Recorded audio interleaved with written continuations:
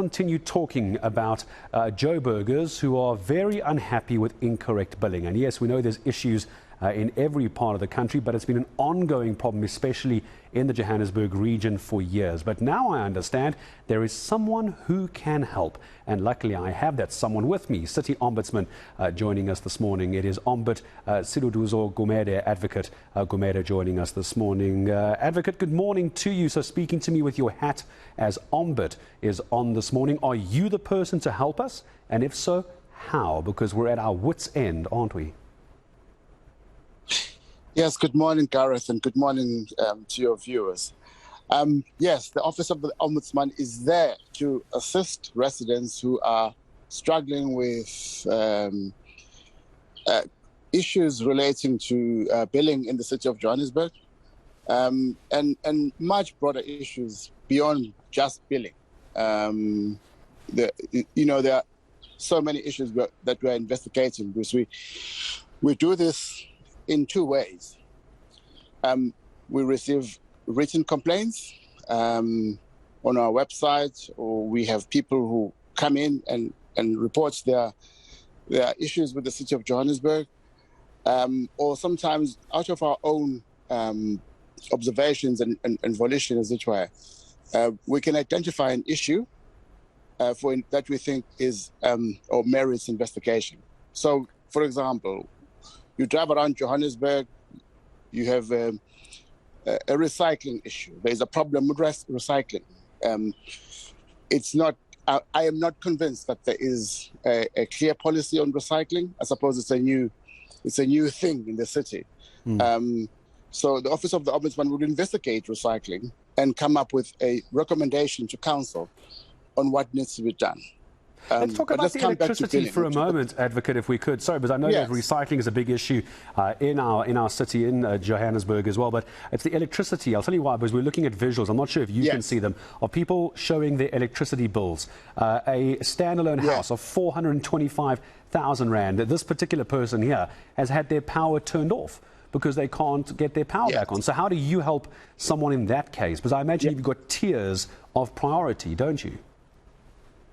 Absolutely. But, every complaint is important and every complaint is acknowledged. So the issue of billing, like any other issue in the city, is investigated individually.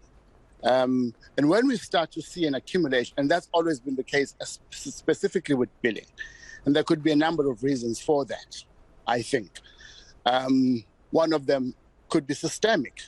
All right. So if we see a number of complaints about a similar issue, that points to something radically wrong with the system.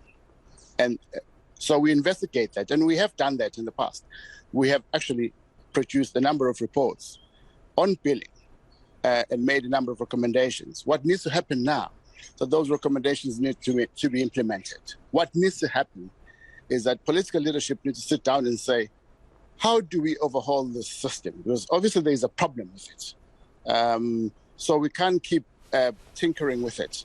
We need a complete overhaul. That's what I think. The problem is, Advocate, you led me straight to my next question as well, is how are you going to do this? Because you're the Ombud, of course, you'd like to get on with your job, but you have council issues, you have provincial issues. We've now got changes of mayorship as well. So it's all these issues you're having to deal with as well. Briefly tell me how you're going to navigate that. Okay, there are two levels. Well, I think we need to clarify this to viewers. In local government, there is political leadership, which basically all the political parties come together and they choose leadership. Okay, that's the one level, but that's oversight.